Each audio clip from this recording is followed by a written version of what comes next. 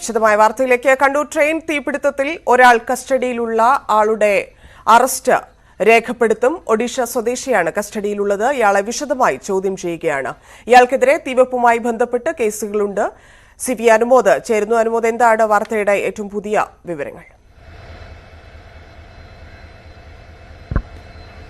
ധന്യ, ഇയാളെ കസ്റ്റഡിയിലെടുത്ത് ചോദ്യം ചെയ്യൽ ആദ്യഘട്ടം പൂർത്തിയായി എന്നാണ് മനസ്സിലാക്കാൻ സാധിച്ചിരിക്കുന്നത്. ഇയാൾ ഉത്തരേന്ത്യക്കാരനാണോ, ഒഡീഷയാണോ, ബംഗാളിയാണോ എന്ന് ഇനിയും പോലീസ് വ്യക്തമാക്കേണ്ടതുണ്ട്.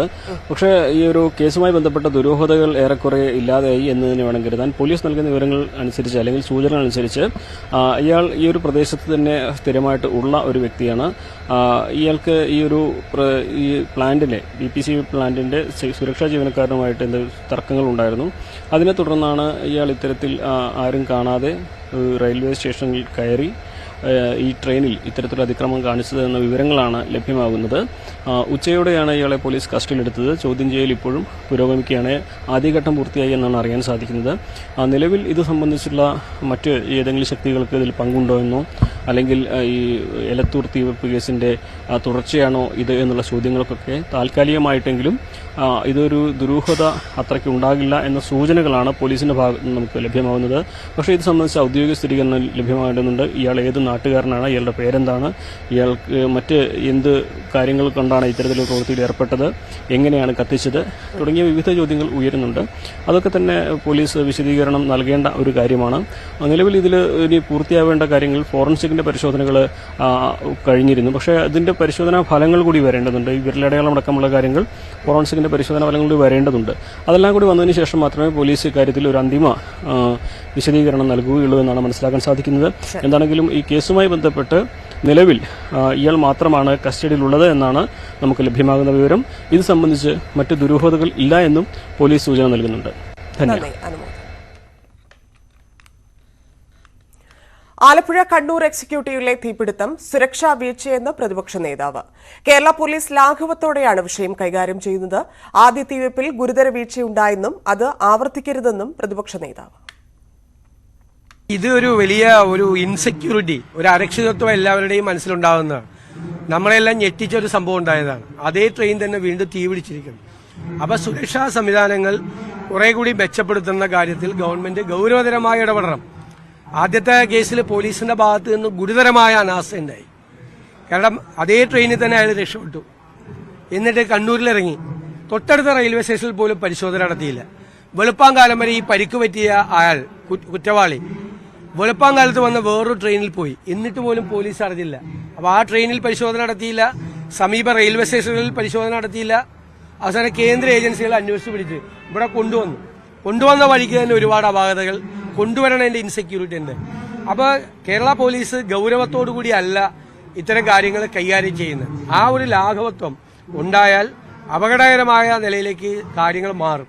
അതുകൊണ്ട് ഇതൊക്കെ ഉണ്ടാകാനിടയായ സംഭവങ്ങളെക്കുറിച്ചുള്ള ഗൗരവതരമായ അന്വേഷണം നടത്തണം. ആലപ്പുഴ കണ്ണൂർ എക്സിക്യൂട്ടീവ് ട്രെയിനിന് തീപിടുത്തം ഞെട്ടിപ്പിക്കുന്ന സംഭവമെന്ന് കെ സുരേന്ദ്രൻ. തീവെപ്പിന് തീവ്രവാദ ബന്ധമുണ്ട്. തീവെപ്പ് ആവർത്തിച്ചത് സംസ്ഥാന സർക്കാരിന്റെ പിടിപ്പുകേടാണെന്നും കെ സുരേന്ദ്രൻ.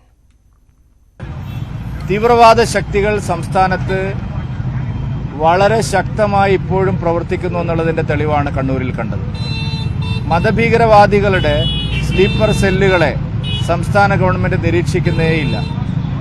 തുടർച്ചയായി ഇത്തരം സംഭവങ്ങൾ ആവർത്തിക്കുമ്പോഴും സംസ്ഥാന ഗവൺമെന്റിന്റെ ഭാഗത്തുനിന്ന് വലിയ തോതിലുള്ള കൃത്യവിലോപമാണ് ഉണ്ടാവുന്നത്.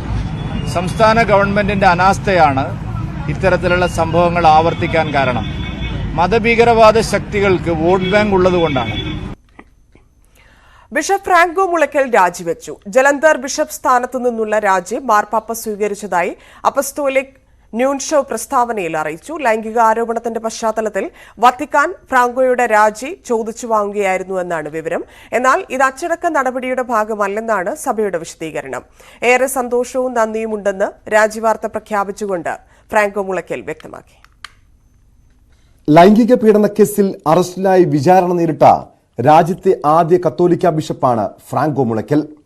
മിഷണറീസ് ഓഫ് ജീസസ് സന്യാസ സഭാംഗമായ കന്യാസ്ത്രീയെ 2014 മുതൽ 2016 വരെയും 13 തവണ ബിഷപ്പ് ഫ്രാങ്കോ പീഡിപ്പിച്ചുവെന്നായിരുന്നു കേസ്.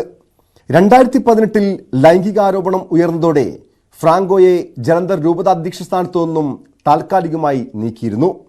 കന്യാസ്ത്രീയെ പീഡിപ്പിച്ച കേസിൽ കോട്ടയം അഡീഷണൽ സെഷൻസ് കോടതി ഫ്രാങ്കോ മുളയ്ക്കലിനെ പിന്നീട് വെറുതെ വിട്ടു. തെളിവുകളുടെ അഭാവത്തിലാണ് ബിഷപ്പിനെ അന്ന് കോടതി വെറുതെ വിട്ടത്. ഇതിനെതിരെ പ്രോസിക്യൂഷൻ ഹൈക്കോടതിയിൽ അപ്പീൽ നൽകിയിട്ടുണ്ട്. ഈ അപ്പീൽ അനുവദിക്കരുതെന്നാവശ്യപ്പെട്ട് ഫ്രാങ്കോ മുളയ്ക്കലും ഹൈക്കോടതിയെ സമീപിച്ചിരുന്നു. ഇതിനിടെയാണ് ഫ്രാങ്കോയുടെ രാജി.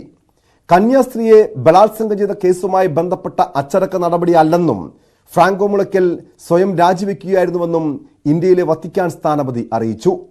എന്നാൽ ഫ്രാങ്കോയുടെ രാജി വത്തിക്കാൻ ചോദിച്ചു വാങ്ങുകയായിരുന്നുവെന്നാണ് വിവരം.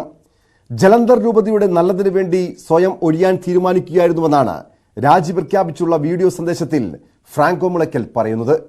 എൻ്റെ അധികാരികളുമായി ചർച്ച ചെയ്ത് പ്രാർത്ഥിച്ചതിന് ശേഷം ജലന്ധർ ബിഷപ്പ് പദവിയിൽ നിന്ന് രാജിവെക്കുന്നതായി ഞാൻ എഴുതിയ കത്ത് നമുക്ക് ഏറ്റവും പ്രിയങ്കരനായ പരിശുദ്ധ പിതാവ് ഫ്രാൻസിസ് മാർപ്പാപ്പ ഇന്ന് സ്വീകരിച്ചിരിക്കുന്നു. സർവശക്തന് മുമ്പിൽ മാത്രം ഞാൻ ഒഴുകിയ കണ്ണുനീരും സഭയുടെ നവീകരണത്തിനും വിശ്വാസത്തിന്റെ ബലപ്പെടുത്തലിനും എൻ്റെ തന്നെ വിശുദ്ധീകരണത്തിനും ദൈവമഹത്വത്തിനും കാരണമാകട്ടെ. ഫ്രാങ്കോ മുളയ്ക്കൽ ഇനി ബിഷപ്പ് എമിരിറ്റസ് എന്നറിയപ്പെടും. ജലന്ധർ രൂപതയുടെ പുതിയ ബിഷപ്പിനെ ഉടൻ നിയമിക്കാനുള്ള നടപടികളിലേക്ക് കത്തോലിക്ക സഭയും കടക്കും. നിയമ പോരാട്ടത്തിൽ കോടതിയിൽ നിന്നും അനുകൂല വിധി ഉണ്ടായില്ലെങ്കിലും ഫ്രാങ്കോയ്ക്കെതിരായ നടപടിയിൽ കന്യാസ്ത്രീമാർക്ക് ആശ്വസിക്കാം. ന്യൂസ് 18 കൊച്ചി. ആൻമരിയയുടെ ജീവനായി കൈകോർത്ത നാട്. ഹൃദയാഘാതമുണ്ടായ 17 വയസ്സുകാരിയെ കട്ടപ്പനയിൽ നിന്ന് അതിവേഗം കൊച്ചിയിലെ സ്വകാര്യ ആശുപത്രിയിൽ എത്തിച്ചു. 11:37 കട്ടപ്പനയിൽ നിന്ന് പുറപ്പെട്ട ആംബുലൻസ് 2:17 ആശുപത്രിയിലെത്തി. 132 കിലോമീറ്റർ ദൂരം 2 മണിക്കൂർ 40 മിനിറ്റ് കൊണ്ടാണ് എത്തിയത്. പോലീസ് അകമ്പടിയിലായിരുന്നു യാത്ര. ഗതാഗതം സുഗമമാക്കാൻ സഹായിച്ച എല്ലാവരോടും ആൻമരിയയുടെ കുടുംബാംഗങ്ങൾ നന്ദി അറിയിച്ചു. മന്ത്രി റോഷി അഗസ്റ്റിൻ ഉൾപ്പെടെയുള്ളവർ ആശുപത്രിയിലെത്തി. കൊച്ചു വളരെ മോശം അവസ്ഥയിലായിരുന്നു. നിർബന്ധിക്കരുത് കൊച്ചിനെ കൊണ്ടുപോകാനായിട്ട്. ഇവിടുന്ന് അമൃത ഹോസ്പിറ്റലിൽ ഡോക്ടേഴ്സ് ബന്ധപ്പെട്ടു. ഇവിടുന്ന് ബന്ധപ്പെട്ട ആ ഇൻസ്ട്രക്ഷൻ അനുസരിച്ചാണ് അവിടെ ഡോക്ടേഴ്സ് ട്രീറ്റ് ചെയ്തത്. അപ്പോൾ ഒരു സ്വല്പം ബെറ്റർ ആയപ്പോൾ ഇവിടുന്ന് ഡയറക്ഷൻ കിട്ടി, കൊച്ചിനെ അവിടുന്ന് മൂവ് ചെയ്തോളാം. ഇപ്പോൾ തന്നെ ആംബുലൻസുകാർ വന്നു. പിന്നെ ഞങ്ങൾക്ക് പറഞ്ഞറിയിക്കാൻ പറ്റുമല്ലോ. കട്ടപ്പന തൊട്ട് പോലീസ് ഡിപ്പാർട്ട്മെൻറ്റ്, ബഹുമാനപ്പെട്ട മന്ത്രി റോഷി അഗസ്റ്റിൻ, ഓട്ടോറിക്ഷ തൊഴിലാളികൾ, ലോഡിങ്ങുകാർ, പിന്നെ പറഞ്ഞറിയിക്കാൻ പറ്റുമല്ലോ. ബൈക്കിൽ വരുന്ന കുട്ടികൾ, സ്റ്റുഡൻസ്. ഇന്ന് സ്കൂൾ തുറക്കുന്ന ദിവസമാണ്. സ്കൂളിൽ പോകുന്ന കുട്ടികൾ. ഞങ്ങൾക്ക് പറഞ്ഞ കേരളത്തിൽ ഇതേപോലെ ഒരു അനുഭവം ഉണ്ടായിട്ടുണ്ടോ എന്ന് അറിയത്തില്ല. കാഞ്ഞാറ് ചെറിയൊരു ബ്ലോക്ക് കിട്ടി. എന്നാലും കുഴപ്പമൊന്നുമില്ലായിരുന്നു. എല്ലാവരും സപ്പോർട്ട് ചെയ്തും കാര്യങ്ങളെല്ലാം കൂടെ എല്ലാ ആംബുലൻസ് ഡ്രൈവേഴ്സിൻ്റെ കൂട്ടായ്മ ഉണ്ടായിരുന്നു. പിന്നെ മറ്റേ തൊഴിലാളികൾ, അങ്ങനെ എല്ലാവരും പിന്നെ സഹായിച്ച കാരണം കൊണ്ട് ഇത്രയും പെട്ടെന്ന് മിഷൻ എത്തിക്കാൻ വേണ്ടി പറ്റി. അപ്പം ഞങ്ങൾ സാധാരണ അവിടുന്ന് കേസ് എടുക്കുന്ന കാരണം കൊണ്ടിട്ട് വലിയ ഇതായിട്ട് ഞങ്ങൾക്ക് തോന്നിയില്ല. ദിനംപ്രതി എടുക്കുന്ന പോലെ തന്നെ ഞങ്ങൾ ഒരു മിഷനായിട്ട് കരുതിയില്ല. ഒരു പേഷ്യൻ്റ് ഇവിടെ കൊണ്ട് എത്തിക്കുക എന്നുള്ളൊരു കേസ് കൊണ്ട് മാത്രം കൊണ്ടിട്ട് എല്ലാവരും സഹകരിച്ചിരുന്നു. അത് ഒരിക്കലും മറക്കാൻ വേണ്ടി പറ്റത്തില്ല. എന്നാന്ന് വെച്ച് കഴിഞ്ഞാൽ എല്ലാവരും ഭയങ്കരമായിട്ട് സഹായിച്ചു. ഇപ്പോൾ ഞങ്ങളോട് ഷെയർ ചെയ്തു. തീർച്ചയായിട്ടും ഞാൻ അവിടുന്ന് പോരുമ്പോൾ അവിടുത്തെ ജിഗ്ഗുസ്വാമി ഇതിനാണ് സ്വാമിയെ വിളിച്ചാണ് ഈ കാര്യങ്ങളെല്ലാം ഇവിടെ ഓർഗനൈസ് ചെയ്തത്. കണ്ടൊരു പ്രത്യേകത, അദ്ദേഹം ഇടയ്ക്ക് ഞങ്ങളെ വിളിച്ച് ഈ കാര്യം അന്വേഷിച്ചുകൊണ്ടിരുന്നു എന്നുള്ളത് നന്ദിപൂർവ്വം ഈ സമയത്ത് ഞാൻ ഓർക്കുന്നു. സംഭവത്തിന് ശേഷം ഇത്രയും പെട്ടെന്ന് എത്തിക്കാൻ കഴിഞ്ഞു എന്നുള്ളതാണ് നമുക്ക് മനുഷ്യസാധ്യമായി ചെയ്യാൻ കഴിയുന്ന ഒരു കാര്യം. തീർച്ചയായിട്ടും നല്ല വാർത്തകൾ തന്നെയായിരിക്കും തുടർന്ന് ഉണ്ടാകുന്നത് എന്നുള്ളതാണ് ഇപ്പോഴത്തെ അന്വേഷണത്തിലും ഡോക്ടർ പറഞ്ഞതിൽ നിന്നും എനിക്ക് മനസ്സിലാക്കാനായിട്ട് സാധിച്ചിട്ടുള്ളത്. വെന്റിലേറ്ററിൻ്റെ സഹായമുണ്ട്. അത് ഘട്ടം ഘട്ടമായി മാറ്റുമ്പോഴും ന്യൂറോ സംബന്ധമായ കാര്യങ്ങളുടെയും കൂടി പരിശോധന ഇതിനോടനുബന്ധമായി തന്നെ നടക്കേണ്ടതായിട്ടുണ്ട്. അതിന് അല്പതാമസവും സാവകാശവും ഉണ്ടായേക്കും എന്നാണ് അറിയിച്ചിട്ടുള്ളത്. ഏതാണെങ്കിലും ഒരു സുരക്ഷിതമായ സ്ഥലത്ത് ആൻമരിയയെ എത്തിക്കാൻ കഴിഞ്ഞു എന്നുള്ളതാണ് നമുക്കെല്ലാവർക്കും ആശ്വാസകരമായ കാര്യം.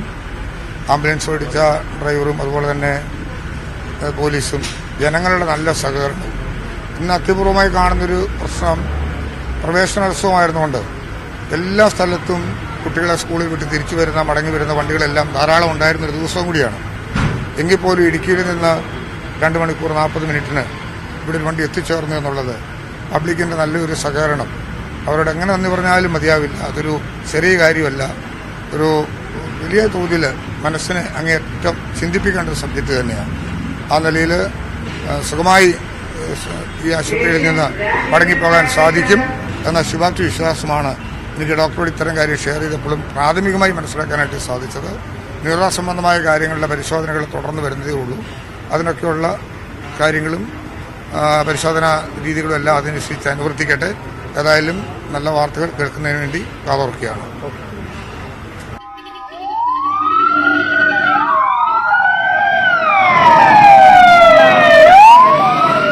അനീഷ് കുമാർ ചേരുന്നു. അനീഷ്, കുഞ്ഞിനെ ഹോസ്പിറ്റലിൽ എത്തിച്ചു. അതൊരു വലിയ മിഷനായിരുന്നു. അത് എല്ലാവരുടെയും സഹകരണത്തിൽ സാധ്യമായിട്ടുണ്ട്. എന്താണ് ആശുപത്രിയിൽ നിന്ന് ലഭിക്കുന്ന ആരോഗ്യ വിവരം? ധന്യ, കുട്ടിയുടെ ആരോഗ്യനില ഇപ്പോൾ തൃപ്തികരമാണ് എന്നാണ് ആശുപത്രി അധികൃതർ പറയുന്നത്. പക്ഷേ അപകടനില പൂർണ്ണമായും തരണം ചെയ്തു എന്ന് പറയാൻ കഴിയാത്തൊരു സാഹചര്യമാണ്. കാരണം ഇപ്പോഴും വെന്റിലേറ്റർ സഹായത്തോടെയാണ് ശ്വസനം നടന്നുകൊണ്ടിരിക്കുന്നത്.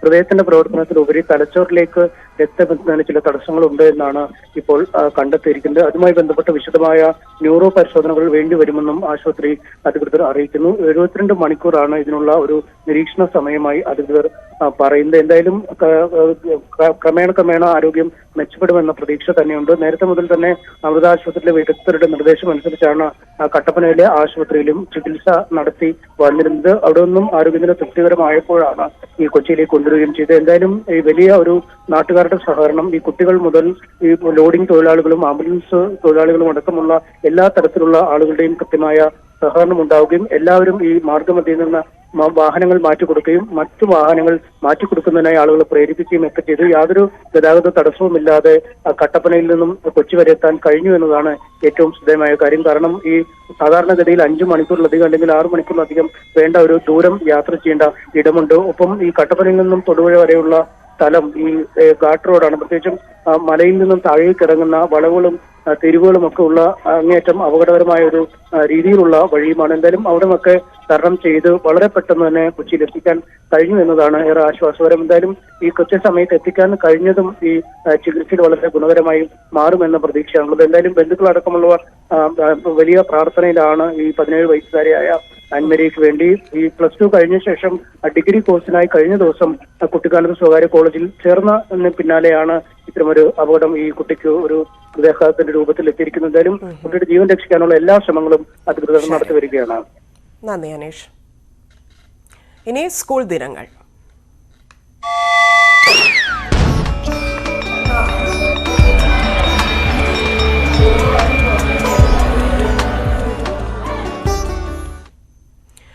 ആടിയും പാടിയും പുത്തൻ പഠനോപകരണങ്ങളുമായി കുരുന്നുകൾ സ്കൂളിലേക്ക് 210 ദിവസങ്ങൾ ഉൾപ്പെടുത്തി അധ്യയന വർഷത്തിലെ അക്കാദമിക് കലണ്ടറും പുറത്തിറക്കി. സംസ്ഥാനതല പ്രവേശനോത്സവം തിരുവനന്തപുരത്ത് മുഖ്യമന്ത്രി ഉദ്ഘാടനം ചെയ്തു.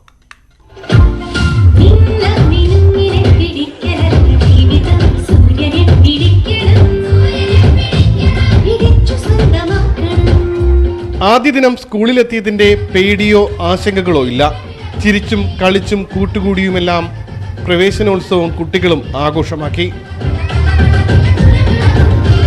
നെയിം ബാൻഡുകളും കളർ തൊപ്പികളും കയ്യിൽ റോസാപ്പൂവുമേന്തി കുരുന്നുകൾ 1-ാം ക്ലാസ്സിലെത്തി. കളിച്ചും ചിരിച്ചും രസിച്ചും പഠിച്ചും അവരിനി ഇവിടെ വളരും.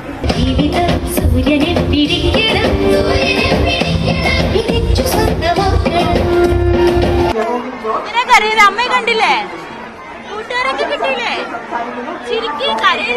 ഇതേപോലെ ഇങ്ങനെ ആരെങ്കിലും ചോദിച്ചാൽ മിണ്ടാതൊക്കെ ഇരിക്കുകയൊക്കെ ചെയ്തിട്ടുള്ള കാലം തന്നെയാണ് ഉണ്ടായിട്ടുള്ളത്. അതിലൊന്നും ഒട്ടും വ്യത്യാസമൊന്നും ഇപ്പോഴും കുരുന്നുകൾക്ക് ഉണ്ടാകുന്നില്ല എന്നുള്ളതാണ്. മെഹബൂബ മെഹബൂബ കാക്കയ്ക്കുണ്ടൊരു കുപ്പായം, കറുത്ത കുപ്പായം, കോഴിക്കുണ്ടൊരു കുപ്പായം,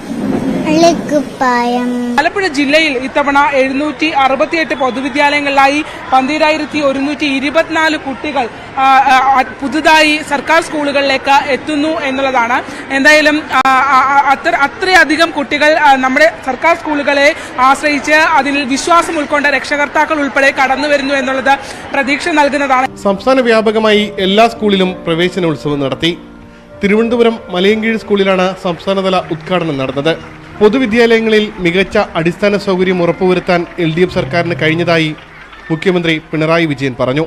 കുട്ടികളിൽ ശരിയായ വീക്ഷണം വളർത്തിയെടുക്കുന്നതിൽ അധ്യാപകർക്ക് വലിയ പങ്കുണ്ടെന്ന് ഓർമ്മിപ്പിച്ച മുഖ്യമന്ത്രി തന്റെ അധ്യാപകൻ പഠിപ്പിച്ച ശ്ലോകവും ഉദ്ധരിച്ചു. 10 ലക്ഷത്തോളം കുട്ടികൾ നമ്മുടെ പൊതുവിദ്യാലയങ്ങളിൽ കൂടുതലായി വന്നു ചേരുന്ന സാഹചര്യമാണ് കഴിഞ്ഞ 7 വർഷം കൊണ്ട് കേരളത്തിലുണ്ടായത്. ഏപ്രിൽ 5 വരെ ഇത്തവണ ക്ലാസുകൾ ഉണ്ടാകും. 210 അക്കാദമിക് ദിനങ്ങൾ ഉറപ്പുവരുത്താൻ ചില ശനിയാഴ്ചകളിലും ക്ലാസുകൾ ഉണ്ടാകും. ഈ വർഷത്തെ അക്കാദമിക് കലണ്ടർ തയ്യാറാക്കുന്നത് കുട്ടികൾക്ക് 210 ദിവസം പഠനത്തിന് വേണ്ടി കിട്ടത്തക്ക രൂപത്തിലുള്ള അക്കാദമിക് കലണ്ടറാണ് തയ്യാറാക്കുന്നത്. അത് അവധി തുടങ്ങുന്നത് ഏപ്രിൽ മാസം 1 അതിന് പകരം ഏപ്രിൽ മാസം 6 തീയതിയാണ് അവധി തുടങ്ങാൻ വേണ്ടി തീരുമാനിച്ചിട്ടുള്ളത്. കാലാവസ്ഥാ മാറ്റവും മൺസൂൺ എത്താത്തതിന്റെ ആശങ്കയും പ്രകടിപ്പിച്ച് പ്രതിപക്ഷ നേതാവ്. എൻ്റെ മനസ്സ് എൻ്റെ വിദ്യാർത്ഥി ജീവിത കാലഘട്ടത്തിലേക്ക് മടങ്ങിപ്പോയി. പക്ഷെ എനിക്കിന്നൊരു വല്ലാത്ത സങ്കടം. കാരണം രാവിലെ സ്കൂൾ തുറക്കുമ്പോൾ മഴ പെയ്യുന്നില്ല എന്നുള്ളൊരു സങ്കടം. നമ്മളൊക്കെ സ്കൂളിൽ പഠിക്കുമ്പോൾ സ്കൂൾ തുറക്കണ ദിവസം മഴ പെയ്യും. അത് ജൂൺ 1 തീയതി മഴ പെയ്തിരിക്കും നിർബന്ധമാണ്. 32 സ്കൂളുകളാണ് ഈ വർഷം മുതൽ മിക്സഡ് സ്കൂളുകളാക്കി മാറ്റിയത്. പൊതുവിദ്യാഭ്യാസ രംഗത്തെ നേട്ടങ്ങൾ എണ്ണിപ്പറഞ്ഞുകൊണ്ടാണ് സംസ്ഥാനതല പ്രവേശനോത്സവം മുഖ്യമന്ത്രി ഉദ്ഘാടനം ചെയ്തത്. ഈ വർഷത്തെ അധ്യയന വർഷത്തിൽ ദിവസങ്ങൾ കൂടുതലുണ്ടാകുമെന്നുള്ള പ്രഖ്യാപനം വിദ്യാഭ്യാസ മന്ത്രിയും നടത്തി. ഉമേഷ് ബാലകൃഷ്ണൻ, ന്യൂസ് 18, തിരുവനന്തപുരം. ഈ അധ്യയന വർഷം ശനിയാഴ്ചകളിലും ക്ലാസ് ഉണ്ടാകുമെന്ന് വിദ്യാഭ്യാസ മന്ത്രി ന്യൂസ് 18നോട് പറഞ്ഞു. അധ്യയന ദിനം വർദ്ധിപ്പിക്കണം. 5 ലക്ഷം കുട്ടികൾ സർക്കാർ സ്കൂളുകളിൽ പ്രവേശനം നേടുമെന്ന് പ്രതീക്ഷിക്കുന്നതായും മന്ത്രി ന്യൂസ് 18നോട് പറഞ്ഞു. മൊത്തത്തിൽ 220 പറയുന്നത്. KERലും മറ്റ് പറഞ്ഞ 220. അപ്പോൾ എല്ലാ ശനിയാഴ്ചയിലും നമുക്കിപ്പോൾ എടുക്കാൻ പ്രയാസമാണ്. കാരണം NCCയുടെ NSS കുട്ടികളുടെ നോൺ അക്കാഡമിക് ആക്ടിവിറ്റീസ് എല്ലാം ഉള്ളതുകൊണ്ട്. അപ്പോൾ നമുക്ക് എന്തായാലും ഇപ്പോൾ 2202 എന്നുള്ള മാറ്റി കുറച്ച് ദിവസം കൂടെ നമുക്ക് തുടക്കം എന്നുള്ള നിലയിൽ മാറ്റി ഒരു അക്കാഡമിക് കലണ്ടർ. എലത്തൂർ ട്രെയിൻ ആക്രമണത്തിന്റെ ഞെട്ടൽ മാറും മുൻപ് ട്രെയിനിൽ വീണ്ടും തീപിടുത്തം. കണ്ണൂരിൽ വെച്ച് ട്രെയിന് തീയിട്ടത് ഭീകരാക്രമണത്തിന്റെ മുന്നറിയിപ്പോ മുന്നൊരുക്കമോ? തൊടുപുഴയിൽ ബസ്സിനുള്ളിൽ പെൺകുട്ടിക്ക് നേരെ ലൈംഗിക അധിക്ഷേപം. പോലീസ് പട്രോൾ രാത്രി 10-ന്. KSRTC ബസ്സിൽ വീണ്ടും ലൈംഗികാതിക്രമം. എറണാകുളം തൊടുപുഴ ബസ്സിലാണ് യുവതിക്ക് നേരെ ലൈംഗികാതിക്രമം ഉണ്ടായത്. മലപ്പുറം കൊണ്ടോട്ടി സ്വദേശി മുസമ്മിൽ അറസ്റ്റിലായി. യുവതിയുടെ പരാതിയെ തുടർന്ന് ബസ് പോലീസ് സ്റ്റേഷനിലെത്തിച്ചാണ് പ്രതിയെ അറസ്റ്റ് ചെയ്തത്.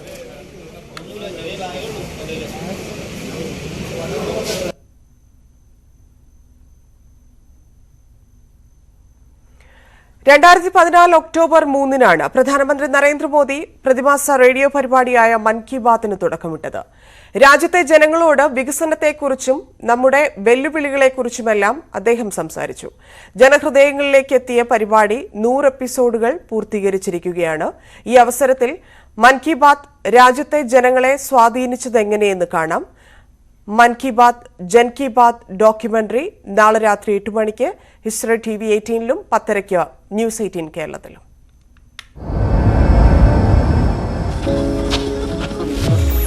मेरे प्यारे देशवासियों, मैं आज रेडियो के माध्यम से कुछ मन की बातें बताना चाहता हूँ. Prime minister is inspiring millions. Information से लेकर के इन्वॉल्वमेंट, इंस्पिरेशन एंड इम्पैक्ट. हर कोई अपना छोटा छोटा योगदान कर रहा है भारत माँ की प्रगति के सफर में. महिला सशक्तिकरण और खेती को लाभकारी बनाने की दिशा में किसान चाची ने एक मिसाल पेश की. It's good to hear about many women entrepreneurs. They are impacting economic progress in a country. मन की बात में प्रधानमंत्री जी के शब्द चिंगारी बन गए. फिर तो प्रोत्साहन और प्रेरणा का ऐसा दीपोत्सव शुरू हुआ कि भारत का कोना कोना जगमगा उठा.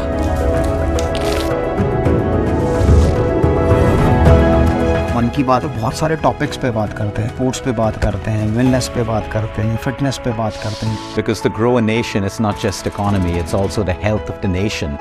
वो अपने शब्दों से और भारत का एक ऐसा नक्शा दिखाते हैं जिससे आप ना सिर्फ आज का भारत बल्कि बीते हुए कल और आने वाले कल का भारत भी देख सकते हैं. मोदी जी अपनी बात कहते हैं, देश अपनी बात कहता है, और जब दोनों के मन मिलते हैं तो मन की बात होती है. मन की बात के सहारे आपके बीच में रहा हूँ, आपके बीच में रहूंगा.